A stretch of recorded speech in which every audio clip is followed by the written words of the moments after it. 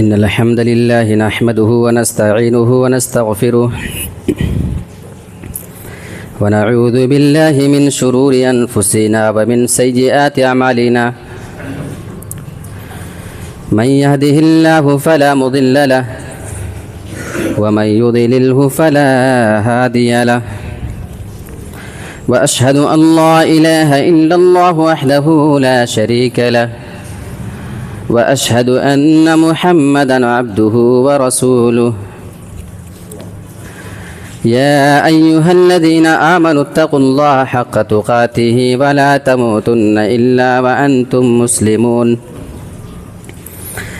يا أيها الناس اتقوا ربكم الذي خلقكم من نفس واحدة وخلق منها زوجها وبث منهما رجالا كثيرا ونساء واتقوا الله الذي تساءلون به والأرحام إن الله كان عليكم رقيبا يا أيها الذين آمنوا اتقوا الله وقولوا قولا سديدا يصلح لكم أعمالكم ويغفر لكم ذنوبكم ومن يطع الله ورسوله فقد فاز فوزا عظيما أما بعد فإن خير الحديث كتاب الله وخير الهدي هدي محمد صلى الله عليه وسلم وشر الأمور محدثاتها وكل محدثة بدعة وكل بدعة ضلالة وكل ضلالة في النار أعوذ بالله من الشيطان الرجيم بسم الله الرحمن الرحيم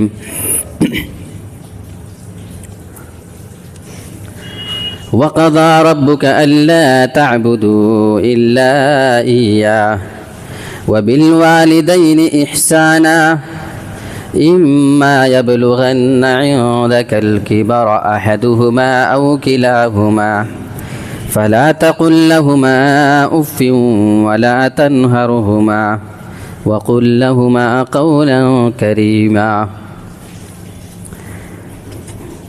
تمام قسم کی تعریف اس اللہ رب العالمین کے لیے لائق اور زیبا ہے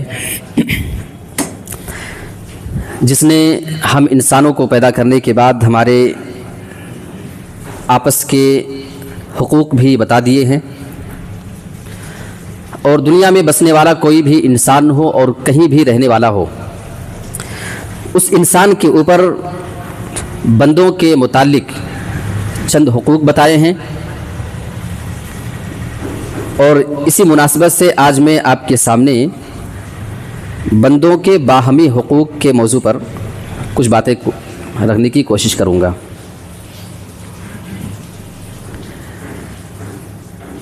انسان کوئی بھی ہو ہر آدمی کے اوپر کسی نہ کسی اعتبار سے کسی نہ کسی بندے کا حق ضرور بنتا ہے. انسان اگر اولاد ہے کوئی بیٹا ہو چاہے بیٹی ہو اس کے اوپر اس کے والدین کا اس کے پیرنٹس کا حق بنتا ہے کہ وہ ان کے حقوق کو ادا کرے. ایسے اگر آپ باپ ہیں یا کوئی عورت اگر ماں ہے تو اس کی ذمہ داری اپنے بچوں کے بارے میں بنتی ہے اپنی اولاد کے بارے میں بنتی ہے چاہے وہ اس کا بیٹا ہو چاہے اس کی بیٹی ہو اس کا وہ حق ادا کرے. ایسے ہی ہمارے بہت سارے وہ رشتہ دار جو ہمارے خونی رشتہ دار ہیں جو ہمارے خاندان کے لوگ ہیں جو ہمارے قریبی رشتہ دار ہیں ان کا بھی ہمارے اوپر بہت بڑا حق ہے. ان کا بھی حق ہمیں ادا کرنا ہے. اسی طریقے سے انسان اگر کسی کا بھائی ہے کوئی کسی کی بہن ہے اس اعتبار سے بھی شریعت نے اس کے حقوق بتائے ہیں. اور اگر آپ رشتہ داری کی قید سے تھوڑا باہر نکل جائیں تو آپ جہاں بھی رہتے ہو یا آپ کا ہاشمی کالونی نظام آباد کا جو علاقہ ہے آپ اگر یہاں رہتے ہو اور آپ کے آس پاس رہنے والے اگر کچھ ہیں جن کو پڑوسی کہا جاتا ہے ان کا بھی حق آپ کے اوپر بنتا ہے. اور پڑوسی یہ کئی طرح کے ہو سکتے ہیں. پڑوسی آپ کا رشتہ دار بھی ہو سکتا ہے اور پڑوسی آپ کا غیر رشتہ دار بھی ہو سکتا ہے. پڑوسی مسلم بھی ہو سکتا ہے, پڑوسی غیر مسلم بھی ہو سکتا ہے. سبھی کا حق ہماری شریعت نے بتایا ہے. اور اگر آپ پڑوسی کی قید سے بھی باہر نکل جائیں, رشتہ داریوں کی قید سے باہر نکل جائیں اور تھوڑا سا اور آزاد ہو کر کے آپ اگر سوچیں تو دنیا میں جتنے مسلمان ہیں ہر مسلمان کا آپ کے اوپر حق بنتا ہے جو آپ سے ملنے والا ہے, آپ کے پاس آنے جانے والا ہے. میں ایک مسلمان ہوں اگر آپ کو لگتا ہے, اور آپ ایک مسلمان ہیں اگر میں آپ کو جانتا ہوں, تو اس مسلمان ہونے کی حیثیت سے بھی بہت سارے حقوق ہمارے اور آپ کے اوپر شریعت نے عائد کیا ہے, وہ بھی ہمارے اوپر لاگو ہوتا ہے. اسی طریقے سے مسلمان اور اسلام سے ہٹ کر کے اگر آپ بات کریں صرف آپ کے آس پاس رہنے والے جو آپ کے نان مسلم لوگ ہیں, یہاں تک کہ اگر وہ دشمن ہے, اگر وہ آپ کے سامنے جنگ کر رہا ہے اور وہ صلح کرنے کو تیار ہو جائے, اگر وہ اپنے ہتھیار ڈال دینے پہ مجبور ہو جاتا ہے اور آپ سے اگر صلح کرتا ہے, تو ہماری شریعت یہ بتاتی ہے کہ اب تم اسے قتل نہیں کرنا, اب تم اسے امن و امان کے ساتھ اس کے پناہ گاہ تک اس کو پہنچا دینا. یہ وہ شریعت ہے جو جنگ میں مد مقابل دشمن کے بارے میں بھی یہ حق بتاتی ہے. اب آپ ذرا سوچیں پھر وہ ہمارے آپسی جو ہم مسلمان ہیں یا جو ہمارے رشتہ دار ہیں ان کے ساتھ کتنا اچھا معاملہ کرنے کا ہماری شریعت حکم دے سکتی ہے. اسی سے آپ اندازہ لگا لیں. سب سے پہلے ہم بات ان ہستیوں کی کریں اور ان کے حق کی بات کر لیں جن کو اللہ رب العالمین نے ذریعہ بنایا ہمارے اس دنیا میں آنے کا. جی ہاں, میں بات کر رہا ہوں ان ماں باپ کی جنہوں نے اپنی جوانی کو پریشانیوں میں گزارا صرف اولاد کی تربیت کے لیے, صرف اولاد ہماری اچھا کھا سکے, اچھا رہ سکے, اچھی تعلیم ہو سکے. اس بنا پہ دنیا کی ہر پریشانی وہ ایک دوسرے کو برداشت کرتے چل رہے ہیں. اور ایک بڑی ذمہ داری کے ساتھ میں آپ کو بات بتاؤں, اگر آپ باپ ہیں یا کوئی عورت اگر ماں ہے, آپ اپنی اولاد کو ایک چیز بتانا شروع کیجئے بچپنے سے. اگر آپ باپ ہیں تو آپ اپنے بچوں کو اپنی بیوی کی اہمیت اپنے بچوں کے سامنے بتائیے, ان کی ماں کی کیا ویلیو ہے ان کی زندگی میں آپ یہ بتائیے. ماں خود سے اپنی ویلیو نہ بتائے, آپ بتائیں کہ میرے بیٹو جانتے ہو یہ تمہاری وہ ماں ہے جس نے تمہیں 9 مہینے تک پیٹ میں رکھا. جب تم پیٹ میں تھے بیمار ہوتی تھی, کروٹ بدلنا رات میں مشکل ہوتا تھا, 9 مہینے تک کس انداز میں تم کو پیٹ میں رکھا ہے وہ مجھ سے پوچھو. اور جب تم پیدا ہوئے 2 سال تک اپنا خون دودھ کی شکل میں تم کو پلایا, اور اسی طریقے سے اپنے آرام کو چھوڑ کر کے تمہیں آرام دینے کے لیے ہمیشہ کوشش میں لگی رہی. اس طریقے سے آپ ویلیو بتائیں اپنے بچوں کو اپنی بیوی کے بارے میں, تب انہیں ماں کی اہمیت کا اندازہ وہیں سے شروع ہو جائے گا. اور اگر ایک عورت ماں ہے, اپنے شوہر کی اہمیت اپنے بچوں کو بتائے تاکہ ان کے دل میں باپ کی اہمیت سمجھ میں آ سکے کہ یہ تمہارا باپ ہے جو سال کے 12 مہینے گرمی ہو, ٹھنڈی ہو, برسات ہو, کام پہ جایا کرتا ہے, پسینے بہایا کرتا ہے, تمہارے لیے لوگوں کی گالیاں کھایا کرتا ہے, کبھی روڈ پہ چلتے ہوئے تمہارے لیے روزی کمانے کے ٹائم پہ اس کا ایکسیڈنٹ بھی ہوا ہے, کبھی پریشانیاں اٹھاتا ہے, کبھی گرا ہے, کبھی ہاتھ توڑے, کبھی پیر, لیکن کبھی بھی تمہارے لیے اس نے کمانا بند نہیں کیا. یہ کون بتائے گی؟ یہ بیوی کا حق ہے. اس انداز میں اگر شوہر اور بیوی بچوں کی تربیت کرنا شروع کر دیں تو کوئی اولاد پھر بڑی ہو کر کے اپنے ماں باپ کی ناقدری نہیں کرے گی. آئیے ہم ماں باپ کی فضیلت کیا ہے قرآن مجید کی ایک آیت دیکھ لیتے ہیں. وَقَضَىٰ رَبُّكَ أَلَّا تَعْبُدُوا إِلَّا إِيَّاهُ, تمہارے رب کا یہ فیصلہ ہے کہ تم صرف اسی کی عبادت کرنا, اس کی عبادت میں کسی کو شریک نہیں کرنا. یہاں اللہ نے اپنی عبادت کا حکم دیا. پوری شریعت میں اگر سب سے اہم کوئی چیز ہو سکتی ہے تو وہ رب کی عبادت ہے, رب کی توحید ہے. اللہ نے قرآن میں کہیں اپنی عبادت کے بعد, کہیں اپنی توحید کے بعد رسولوں کا تذکرہ کیا, کہیں اپنے ساتھ فرشتوں کا ذکر کیا, تو یہاں اللہ کن ہستیوں کی بات کر رہا ہے اپنی بات ذرا اس کو دیکھیں. وَبِالْوَالِدَيْنِ إِحْسَانًا, اور تم اپنے والدین کے ساتھ حسن سلوک کرتے رہنا, تم ان کے ساتھ اچھا معاملہ کرتے رہنا. اور یہ اچھا معاملہ کرنے کی ترتیب کیا ہو سکتی ہے؟ إِمَّا يَبْلُغَنَّ عِنْدَكَ الْكِبَرَ أَحَدُهُمَا أَوْ كِلَاهُمَا, اگر تمہارے ماں باپ میں سے کوئی ایک بڑھاپے کو پہنچ جائے یا دونوں بڑھاپے کی عمر کو پہنچ جائے, یہاں اللہ دونوں کا ذکر بعد میں کر رہا ہے. ماں باپ دونوں تمہیں بڑھاپے کی عمر کو مل جائیں، اس کا تذکرہ اللہ بعد میں کر رہا ہے. پہلے فرمایا احدہما، اگر باپ بچے، ماں کا انتقال ہو جائے یا ماں بچے اور باپ کا انتقال ہو جائے، کوئی ایک انتقال کر جائے اور ایک ہی جوڑا تمہارے پاس اگر بڑھاپے کی عمر کو بچے، اس حال میں تمہیں ان کی زیادہ قدر کرنا ہے، ان کا زیادہ خیال رکھنا ہے. او کلاہما، اگر دونوں ہیں تب بھی ان کی قدر کرنا ہے، تب بھی ان کے ساتھ حسن سلوک کرنا ہے. میں آپ کو بتاتا چلوں، قرآن مجید میں ترتیب جو سیٹنگ ہے، کوئی چیز پہلے آئی کوئی چیز بعد میں آئی، اس کی بڑی اہمیت ہے. آپ پورا قرآن اٹھائیں، جہاں اللہ نے اپنی اطاعت اور رسول کی اطاعت کا حکم دیا، پہلے اپنی بات کی پھر رسول کی، یعنی پہلے اللہ پھر رسول. یہاں اللہ ترتیب کیا بیان کر رہا ہے؟ والدین کے ساتھ اچھا معاملہ کرنے کے بارے میں. دونوں بچے بڑھاپے میں، ماں باپ، اس کا ذکر اللہ نے بعد میں کیا، ایک بچے اس کا ذکر پہلے کیا. پتہ یہ چلا ترتیب اپنے آپ میں قرآن میں بہت بڑا معنی رکھتی ہے. یعنی اللہ کہنا چاہ رہا ہے کہ میرے بندے دیکھ، اگر دونوں تیرے ماں باپ زندہ ہوں گے، اگر تھوڑا سا تیری توجہ کم ہو، اگر تھوڑا تو کیئر کم کرے، ویسے کرنا تو نہیں ہے کم، لیکن اگر مان لے تیری جانب سے تھوڑا بے رخی ہو بھی جائے تو وہ اپنے درد کو بانٹ سکتے ہیں. کوئی پریشانی آ بھی جائے، وہ آپس میں وہ جوڑے 30-40 سال جس کے ساتھ انہوں نے پوری گزاری ہے زندگی، ان کے ساتھ اپنے غم کو بانٹ سکتے ہیں، اپنے دکھ اور درد کو ایک دوسرے سے بانٹ سکتے ہیں. لیکن میرے بندے احدہما، اگر ایک بچے، ایک کا انتقال ہو جائے، اگر اس کا وہ جوڑا بچھڑ جائے جس کے ساتھ وہ اپنی پوری زندگی گزار چکا ہے، جو اس کی پیشانی کی سلوٹیں اور اس کے وہ پیشانی کی سلوٹیں دیکھ کر کے سمجھ جایا کرتا تھا وہ جوڑا کہ میرے اس جوڑے کو، میرے شوہر کو یا میری بیوی کو کوئی تکلیف ہے، اگر یہ جوڑا بچھڑ جائے تب تو زیادہ خیال کرنا، کیونکہ اب وہ یتیم بچے کی طریقے سے اپنے آپ کو تنہا محسوس کرنے لگتا ہے. اللہ نے فرمایا وبالوالدین، اچھا کس انداز میں آپ کو حسن سلوک کرنا ہے؟ اللہ اکبر. بہت ساری اولاد ہوشیاری کرتی ہیں. اما یبلغن عندک الکبر، اگر وہ تمہارے پاس بڑھاپے کی عمر کو پہنچ جائیں. لفظ اندہ کا استعمال اللہ نے کیا، اور اندہ کا معنی پاس ہوتا ہے. بہت ساری اولادیں اس ہوشیاری میں رہا کرتی ہیں، اگر وہ نظام آباد رہ رہے ہیں، ایک اپنے بھائی کے حوالے اپنے ماں باپ کو کر کے خود سعودیہ رہ رہے ہیں، گلف کنٹری میں رہتے ہیں، یا کسی اور اچھی جگہ پہ جا کر کے اگر وہ شفٹ ہو چکے، اب ان کو لگتا ہے کہ ہمارے ماں باپ جس اولاد کے پاس ہیں اسی اولاد کا حق بنتا ہے وہ ان کی دیکھ ریکھ کرے، ان کے ساتھ وہ اچھا معاملہ کرے، ان کے ساتھ وہ اچھا برتاؤ کرے، کھلائے پلائے، دوا علاج کا انتظام، یہ ساری ذمہ داری اسی اولاد کے اوپر ہے جو اس کے پاس موجود ہوا کرتی ہے. کیا یہی اس آیت کا مطلب ہے؟ میرے پیارے ساتھیوں، میں آپ کو ایک مثال دے رہا ہوں، پھر آپ اس کو سمجھیں.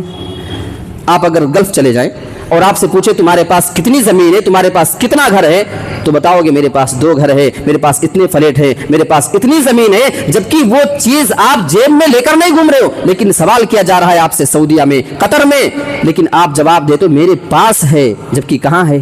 نظام آباد میں ہے، لیکن سمجھا آپ کے پاس جاتا ہے. ایسے ہی آپ سے پوچھے تمہارے پاس کتنا پیسہ ہے، آپ بولو گے میرے پاس 10 لاکھ ہے، 10,000 ہے، جیب میں نہیں ہے، اکاؤنٹ میں ہے یا گھر پہ رکھا ہوا ہے، لیکن بولتے کیا ہو؟ میرے پاس ہے. یہی لفظ پاس کا مطلب ہے. دنیا کے کسی کونے میں آپ چلے جائیں، اگر تمہارے ماں باپ زندہ ہیں وہ تمہارے پاس سمجھے جائیں گے، تمہیں وہیں سے ان کے ساتھ حسن سلوک کرنا ہے. یہ ہوشیاری نہیں چلے گی جس کے پاس جو اولاد گھر پہ ہے وہی دیکھ ریکھ کرے، وہی دواؤں کا انتظام کرے. قرآن میں کہنے کا یہ ہرگز مطلب نہیں ہے اگر بڑھاپے کو پہنچ جائیں، کیونکہ مجھے بہت سے پہلوؤں پہ بات کرنی ہے. آئیے اس کے بعد ہم اولاد کی بات کریں. بہت سارے لوگ بیچارے اپنی اولاد کے درمیان ناانصافیاں کر جاتے ہیں. لوگ سوال کرتے ہیں مولانا صاحب یہ بتائیں، ایک اولاد اگر ہمیں کما کے نہیں دیتی ہے یا ایک اولاد اگر نالائق ہے تو کیا ہم اس کو اپنی زمین جائیداد میں کم حصہ دے سکتے ہیں کیا؟ آئیے صحیح بخاری اور صحیح مسلم کے حوالے سے ایک بات کرتے ہیں. حضرت نعمان بن بشیر رضی اللہ تعالیٰ عنہما بیان کرتے ہیں، میرے باپ نے مجھے ایک غلام گفٹ کر دیا تھا. جب اللہ کے نبی کو یہ بات معلوم ہوتی ہے، آپ ان سے سوال کرتے ہیں، اے بشیر کیا تم نے اپنی تمام اولاد کو ایک ایک غلام ہبہ کیا ہے یا نہیں، تحفے میں دیا ہے یا نہیں؟ کہنے لگے اللہ کے نبی میں نے تمام اولاد کو نہیں دیا ہے، صرف اپنی اسی ایک اولاد کو میں دے سکا ہوں اور کسی کو نہیں دے پایا ہوں. اللہ کے نبی کے الفاظ سنو، جبکہ یہ تحفہ تھا، ہدیہ تھا، گفٹ تھا اپنی اولاد کے لیے۔ اللہ کے نبی نے فرمایا فرجیہ، اے میرے ساتھی، اگر تو تمام اولاد کو اپنے ایک غلام نہیں دے سکتا ہے تو اپنی اس ایک اولاد کو جو تو نے غلام دے کر کے رکھا ہے اس غلام کو تو واپس لے لینا، ورنہ یہ بہت بڑی ناانصافی ہو جائے گی۔ اور دوسری حدیث کے الفاظ یہ بتا رہے ہیں اتقوا اللہ، اے میرے ساتھیو تم اللہ کا خوف کھاتے رہنا، وعدلوا بین اولادکم، اور تم اپنی اولاد کے درمیان بھی انصاف سے کام کرتے رہنا۔ تو اولاد کے ساتھ نا انصافی نہیں چلے گی۔ یہاں پہ ایک غلط فہمی آپ کی دور کر دوں، کچھ بچوں کو کہیں یہ نہ لگ جائے کہ ایک بیٹے کی شادی میں باپ خرچ کر رہا ہے اور اس کی شادی ابھی نہیں ہو رہی ہے جو دوسرے بیٹے ہیں، وہ آ کے باپ سے ڈیمانڈ نہیں کر سکتے کہ مجھے بھی اتنے لاکھ روپیہ دو جتنے تم اس کی شادی میں خرچ کر رہے ہو۔ ایک اولاد تعلیم حاصل کر رہی ہے ایک بیٹا، اور دوسرے نہیں پڑھتے، ایک بیٹے کی تعلیم میں وہ لاکھ روپیہ سالانہ خرچہ کر رہا ہے باپ، تو دوسرے بیٹے آ کے یہ ڈیمانڈ نہیں کر سکتے کہ ہمیں بھی اتنا ہی پیسہ دو جتنا اس کی تعلیم میں لگا رہے ہو، کیونکہ تو پڑھے گا تب تجھے بھی ملتا، نہیں پڑھ رہے ہو تو نہیں ملے گا۔ اگر وہ آپ کو نہیں دے رہا ہے اس کی تعلیم میں لگا رہا ہے تو یہ ناانصافی نہیں ہے۔ ایسے کوئی بیٹا بیمار ہو جائے، اس کے علاج میں باپ لاکھ روپیہ لگا دے، اب دوسرے بیٹے آ کے بول دے کہ ہم کو بھی لاکھ روپیہ دو، یہ مطلب نہیں ہے، یہ ناانصافی نہیں، یہ وہ نان و نفقہ ہے، یہ وہ ضروریات زندگی ہے جو ایک باپ کے اوپر اپنی اولاد کے بارے میں واجب ہوتی ہے۔ تو یہ مسئلہ بھی سمجھتے چلے۔ اچھا، ہم لوگوں کے چرچے بڑے دور دور ہوتے ہیں، کبھی آپ مشہور ہے پورے نظام آباد میں، پورے حیدرآباد میں دور دور تک آپ کا چرچا ہے کہ صاحب بڑے اخلاق مند ہے، صاحب تو چائے پلانے میں بڑے ماہر ہے، صاحب چندے دینے میں بڑے ماہر ہوا کرتے ہیں۔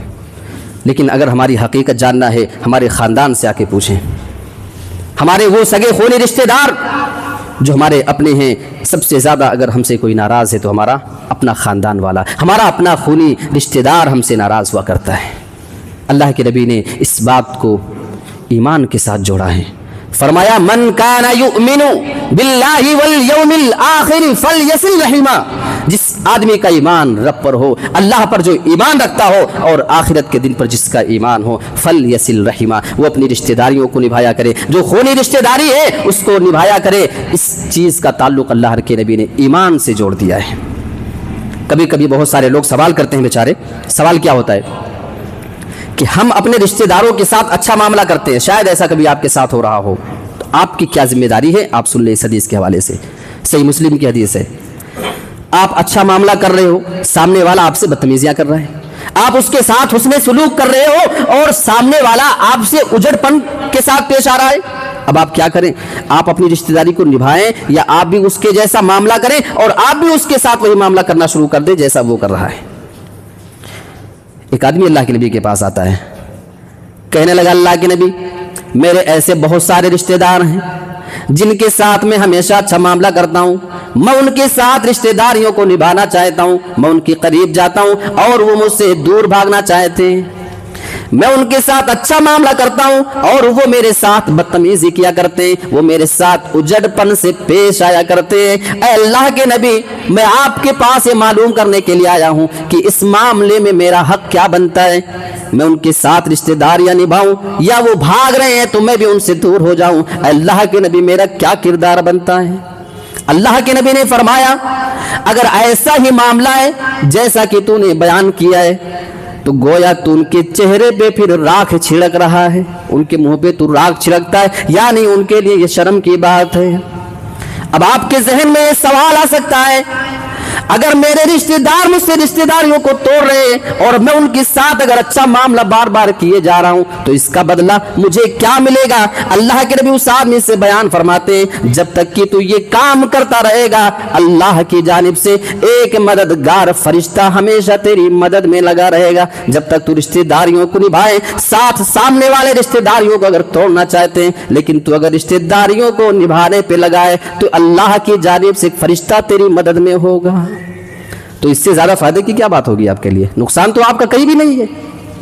وہ اچھا معاملہ کرے تب بھی فائدہ، وہ برا معاملہ کرے اور آپ نبھاتے رہو تب تو اللہ کی جانب سے آپ کو فرشتے کی صورت میں مدد مل رہی ہے۔ تو آپ کو اپنی رشتہ داریاں کبھی کسی سے نہیں توڑنا ہے۔ آپ دعوت میں بلائیں، انوائٹ کریں، وہ نہیں بلاتا وہ جانے، وہ نہیں آتا وہ اس کا ذمہ دار، آپ اپنا کام کرتے رہیں۔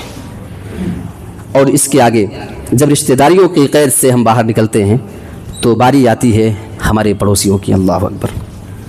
وہ پڑوسی پورے سوسائٹی میں سب سے زیادہ جو ہم سے تکلیف محسوس کیا کرتے ہیں وہ پڑوسی جن کو ہم اپنی زبانوں سے، اپنے ہاتھ سے، اپنے پیر سے تکلیف پہنچایا کرتے ہیں، ان کی فضیلت جاننا ہے۔ صحیح بخاری مسلم کے الفاظ، اللہ کے نبی صلی اللہ علیہ وسلم ارشاد فرماتے ہیں، ما زال جبریل یوصینی بالجار، حضرت جبریل بار بار مجھے آ کر پڑوسیوں کے حقوق بتایا کرتے تھے، پڑوسی کا یہ حق بنتا ہے، پڑوسی کا اتنا حق، پڑوسی کا اتنا حق۔ اللہ کے نبی فرماتے ہیں، حتی ظننت انہ سیورثہ، اتنا آ کر کے حق بتایا کرتے تھے پڑوسی کا، مجھے گمان ہوا کہ کہیں اللہ حضرت جبرائیل کو یہ آرڈر دے کر کے نہ بھیج دے کہ آج کے بعد سے تمہیں اپنی زمین اور جائیداد میں میراث میں پڑوسیوں کو حصہ بھی دینا پڑے گا۔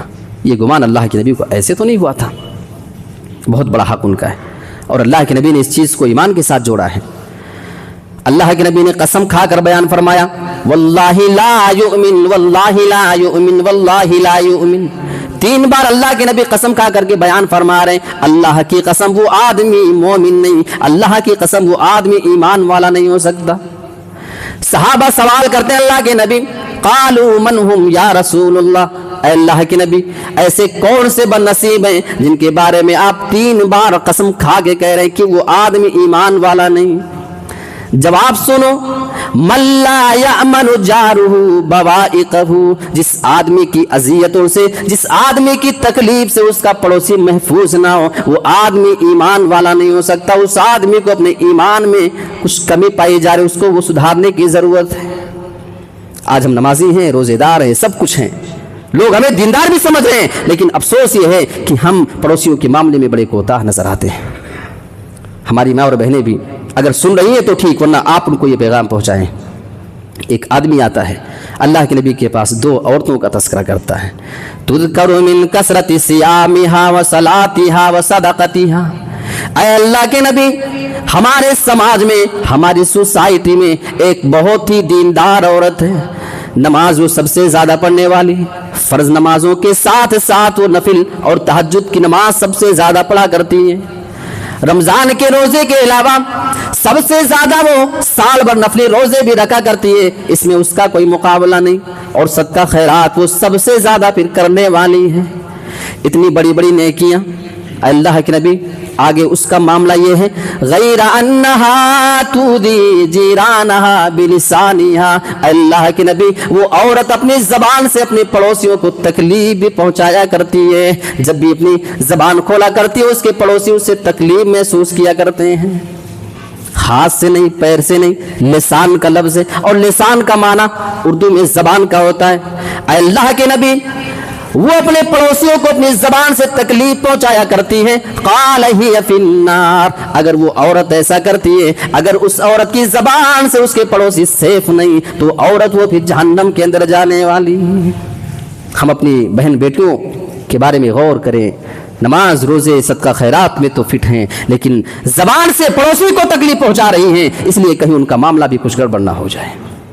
اور دوسری عورت، زبان کا صحیح استعمال پڑوسی کے ساتھ کتنی اہم بات ہے، آپ اس کو اندازہ کریں۔ اے اللہ کے نبی دوسری عورت بھی ہے، تذکر من قلت صیامها وصلاتها وصدقتها، اے اللہ کے نبی وہ عورت نماز اور روزہ اور صدقہ خیرات زیادہ نہیں کر پاتی ہے، نماز صرف فرض پڑھتی ہے، بہت زیادہ نفل نہیں، بہت زیادہ تہجد کی نماز وہ نہیں پڑھ پاتی ہے، لیکن فرض پڑھتی ہے، صرف وہ رمضان کے روزے رکھا کرتی ہے، بہت زیادہ سال بھر میں وہ نفلی روزے نہیں رکھ پاتی ہیں، یہ سارے معاملے ہیں۔ اے اللہ کے نبی وہ صدقہ خیرات بھی بہت کم کیا کرتی ہیں، اور حدیث کے الفاظ آپ کو تعجب ہونا چاہیے، وَأَنَّهَا تَتَصَدَّقُ بِأَثْوَارٍ مِّنَ الْعَقِدِ، اے اللہ کے نبی کبھی پنیر کے معمولی ٹکڑے اگر اس کے پاس آ جائے تو وہی وہ صدقہ کر دیا کرتی ہے، اس کے علاوہ اس کے پاس ہے ہی نہیں تو صدقہ کیا کرے گی؟ نماز کم، روزہ کم، صدقہ خیرات کم ہے۔ اے اللہ کے نبی وَلَا تُؤْذِي جِيرَانَهَا بِلِسَانِهَا، لیکن اللہ کے نبی کبھی بھی اپنی زبان سے اپنے کسی بھی پڑوسی کو تکلیف نہیں پہنچاتی ہیں، ہمیشہ اس کے پڑوسی اس سے خوش رہا کرتے ہیں۔ قَالَ هِيَ فِي الْجَنَّةِ، جس عورت کی زبان سے اس کے پڑوسی تکلیف محسوس نہ کریں، ایسی عورت تو بھی جنت کے اندر جانے والی ہے۔ ہم اپنے گھروں کے حالات دیکھ لیں اور ہم اندازہ کر لیں کہ ہمارے معاملات کیا ہیں میرے بھائیوں۔ یہ ہو گیا پڑوسی کا حق۔ اب اس کے بعد اگر آپ آگے ذکر کریں तो आम मुसलमान जो आप एक दूसरे मुसलमान आपस के आपके हुकूक क्या एक दूसरे के बनते हैं, ना आपका रिश्तेदार है, ना आपका पड़ोसी है, ना कोई आपका सगा है, सिर्फ एक आम मुसलमान है जैसे आप सभी हैं। इस मामले में आपका क्या हक बनता है? सही मुस्लिम की हदीस उठाएं, हक़्क़ुल मुस्लिम अलल मुस्लिम सित्तुन। अल्लाह के नबी ने फरमाया मुसलमान का मुसलमान के ऊपर 6 हक बनता है। सबसे पहला हक, इज़ा लक़ीतहु फसल्लिम अलैहि, अगर तुम्हारी किसी मुसलमान से मुलाकात हो जाए तो उसे तुम सलाम कर लिया करो। आज हम सामने वाले से सलाम इस बिना पे नहीं करते, हमारे और आपके ताल्लुकात आपस के ठीक नहीं, किसी बात पे हमारे और आपकी तू मैं हो गई थी, हमारे और आपके खानदान में अनबन है, लिहाजा हम आपसे सलाम नहीं करेंगे। अगर आप अपने आप को मुसलमान समझते हैं और सामने वाले को अगर आप मुसलमान समझते हैं, फिर आपकी जिम्मेदारी बनती है अगर आप मुलाकात करें, आने वाला उस आदमी से सलाम कर लिया करें। लेकिन हमारी तो शान घट जाएगी ना। अगर आपकी शान और शौकत में कभी कमी ना आए तो सामने वाले से सलाम भी कर लिया करें। रब्बे काबा की कसम, अल्लाह के नबी मदीना की गलियों में चला करते थे, अल्लाह के नबी मासूम से छोटे छोटे बच्चों से भी सलाम कर लिया करते थे, लेकिन कभी आपका मकाम सलाम करने की वजह से नहीं घटा। आज हमारा मकाम कैसे घट रहा है? और दूसरी चीज़, वइज़ा दआका फअजिबहु, तुम्हें कोई दावत दे, अपने घर पे इनवाइट करे खाने के लिए, तो आप उसके घर पे चले जाया करो। लेकिन आज हम अमीरों के घर पे तो जाते हैं, ताल्लुकात वालों के घर पे तो जाते हैं, अगर कोई अजनबी हमको दावत दे दे हम कभी उसकी दावत को कबूल नहीं करते, जबकि ये हक बनता था। और तीसरा हक क्या बनता है?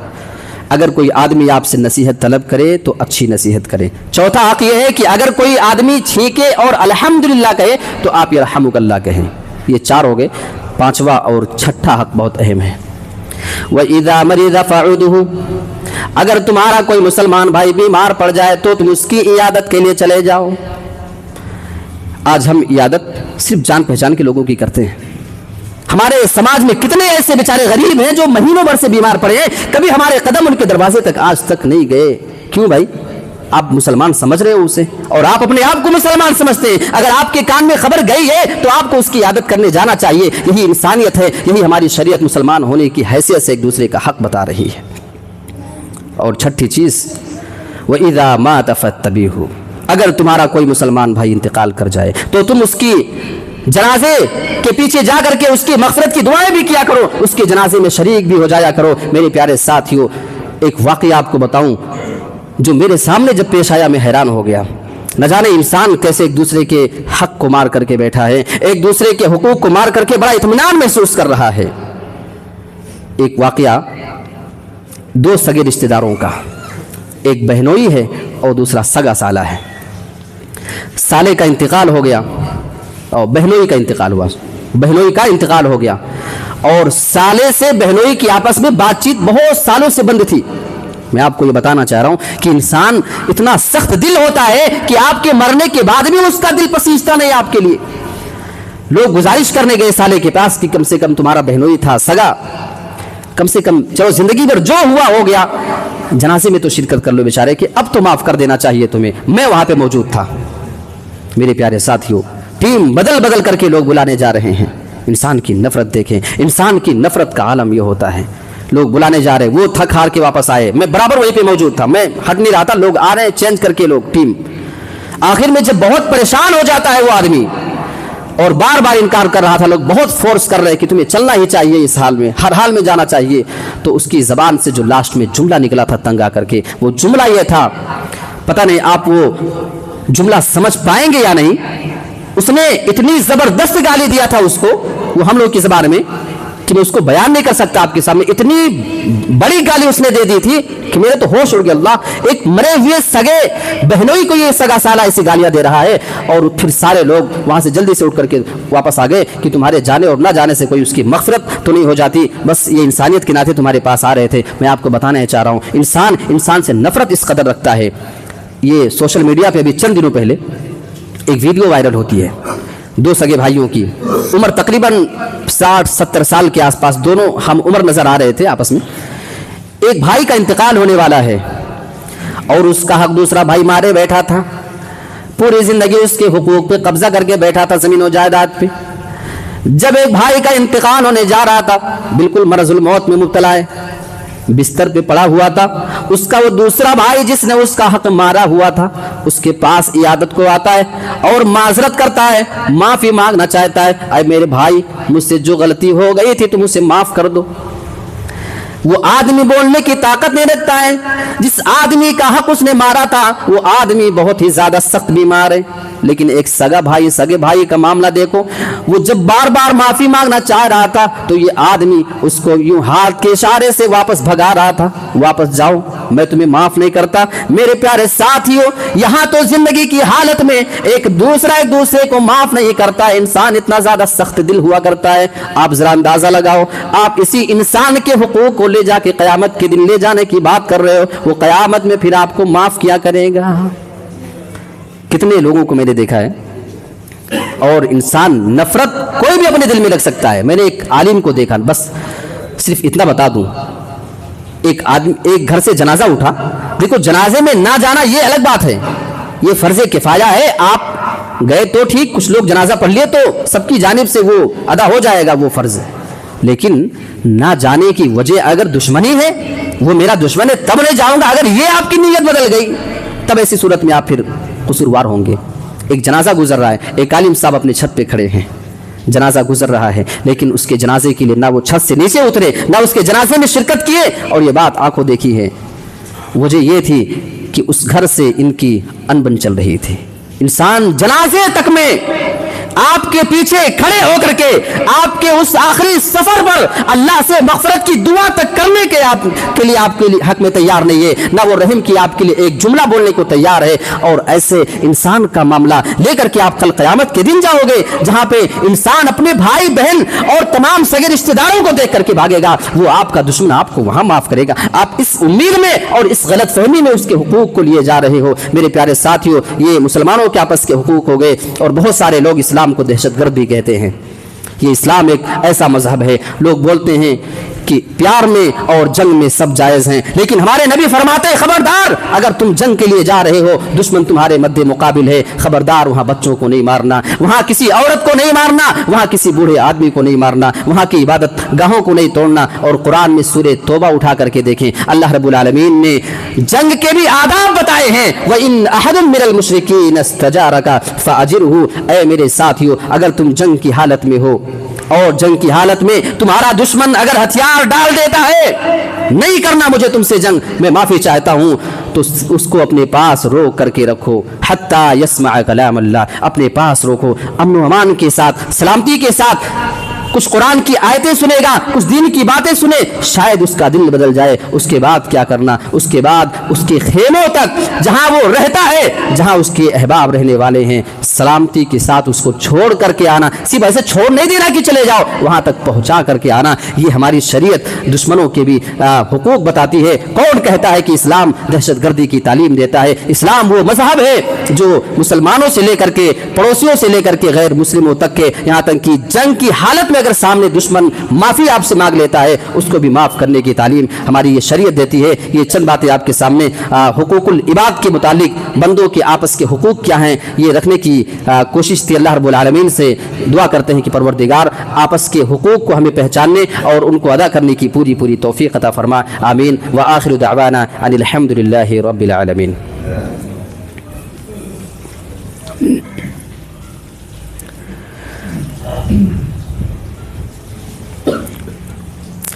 إن الحمد لله نحمده ونستعينه ونستغفره ونعوذ بالله من شرور أنفسنا ومن سيئات أعمالنا، من يهده الله فلا مضل له ومن يضلله فلا هادي له، وأشهد أن لا إله إلا الله وحده لا شريك له، وأشهد أن محمدا عبده ورسوله۔